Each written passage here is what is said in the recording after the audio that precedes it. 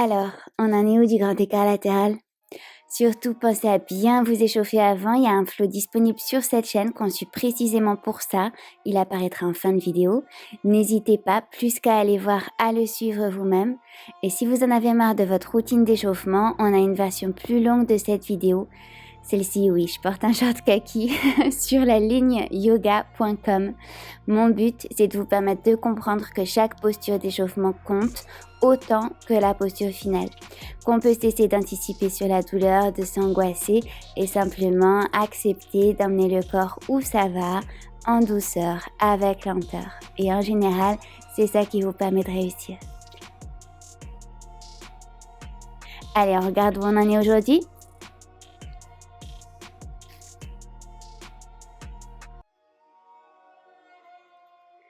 Installez-vous en chien tête en bas, relâchez le cou, prenez une grande respiration, pliez un peu les jambes, pourquoi pas.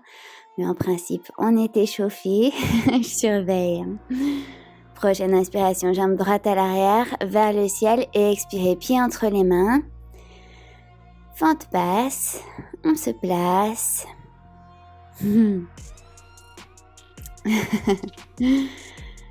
Demi Hanuman d'abord.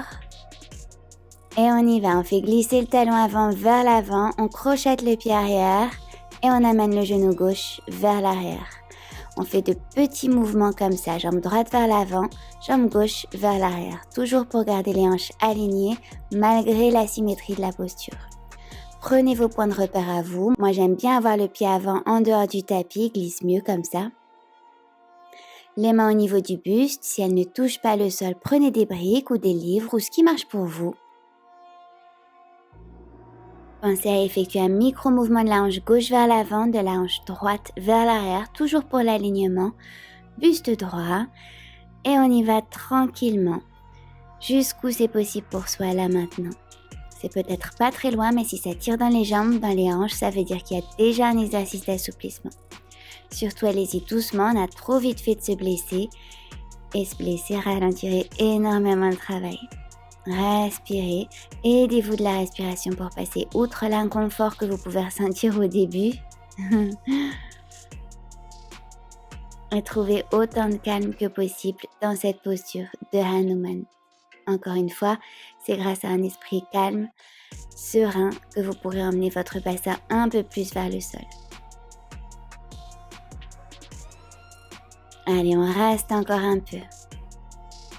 Si on sent qu'on peut reculer encore un peu la jambe arrière, on le fait. Si on est déjà complètement au sol, on ferme les yeux, on respire et on profite des sensations étonnantes que procure cette posture. On peut tendre les bras vers le ciel si on se sent stable. Et pareil, juste être attentif à ce que ça modifie, même très subtilement dans le corps. Et on tient bon. On reste. Inspirez.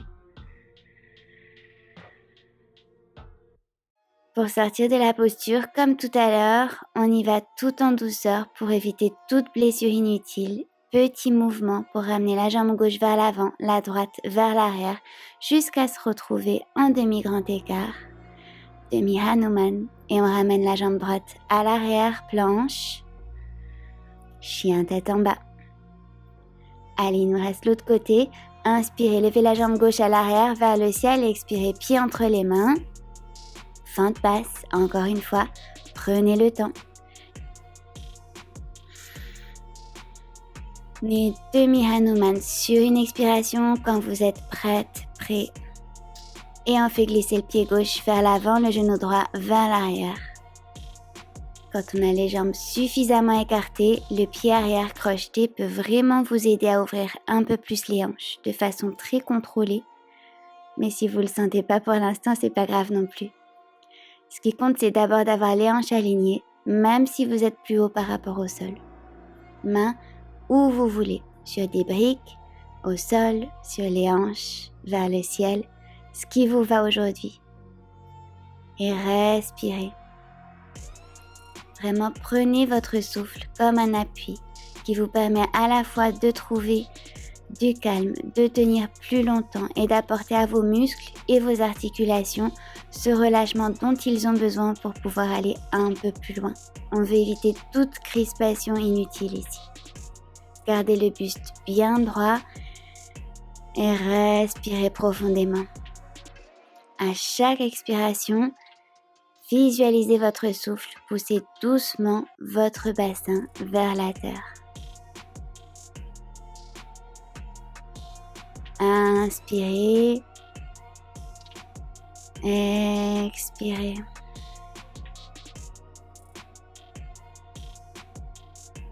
Inspirez, expirez, relâchez le cou.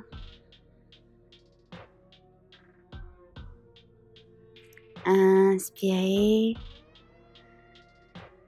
décrispez les muscles du visage.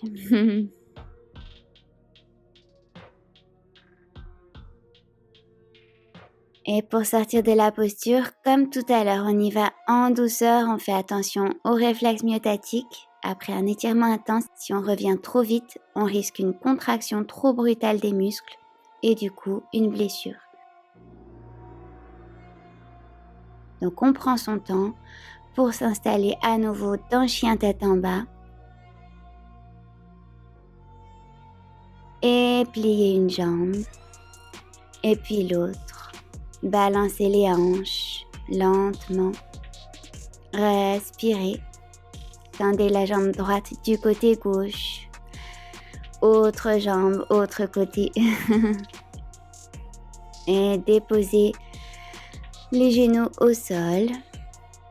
Écartez-les si c'est plus confortable pour une super contre-posture de l'enfant. Inspirez. À l'expiration, gardez les fesses sur les talons et glissez les bras. Le buste vers la gauche. Une respiration.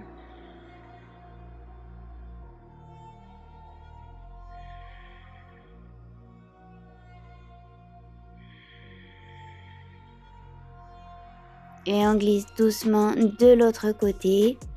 Une respiration.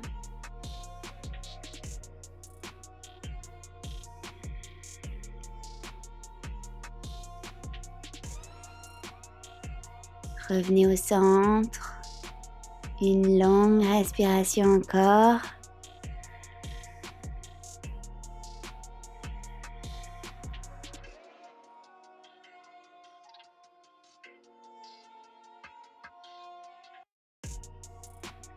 Et prochaine inspiration, redressez lentement le buste. Étirez les bras vers le ciel.